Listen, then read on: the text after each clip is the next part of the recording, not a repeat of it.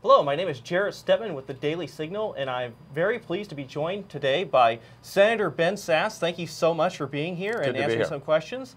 So first off, trade has been in the news a lot lately. What do you think of President Donald Trump's recent proposal about steel and aluminum tariffs?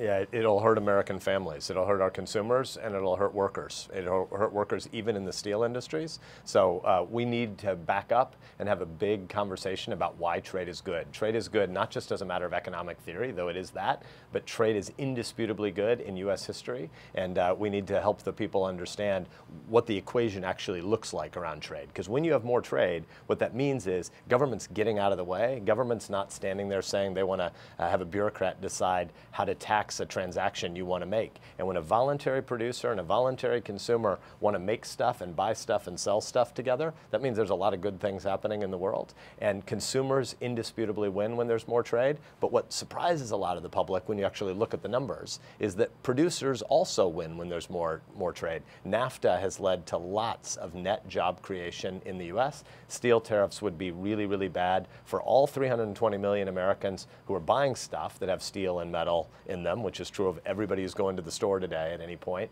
But even at the level of production, before you get to retaliation, even at the level of production, there'll be job loss in the steel using industries because of these tariffs. Somewhere on the order of 13 jobs lost for every job preserved. That's a bad equation for American families. So you recently wrote a letter with Senator John McCain about this issue in Russia with an ex-spy being poisoned there in the UK and his daughter, basically demanding NATO respond to this. Do you think the United States should have an additional response?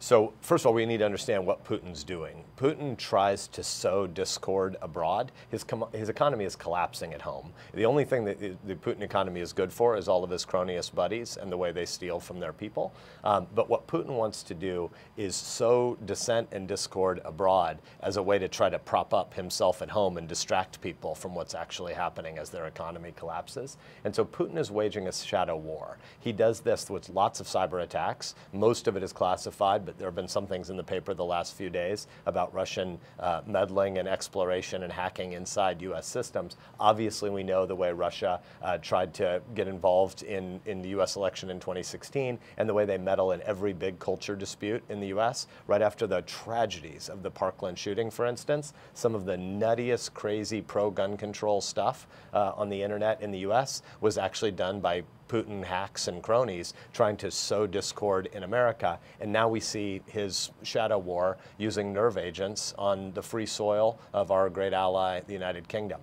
So we need to have a coordinated response, both so that Putin knows that these actions are not without consequence, but also so that the American people can be brought along to understand what Putin's up to.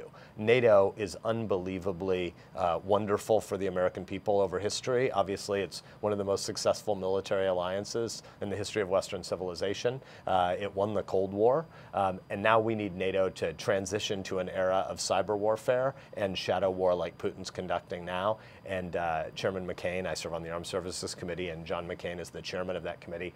He and I have reached out to both Mike Pompeo, the current head of the CIA and President Trump's designee, to be Secretary of State, and to Jim Mattis, our Secretary of Defense, and we've asked them to direct General Scaparrotti and our ambassador at NATO, Scaparrotti is the supreme allied commander of NATO, to lead a discussion that would help all of our allies inside NATO prepare for a coordinated response to Russian aggression abroad. Well, thank you so much for joining me. Really my pleasure. Thanks for having me.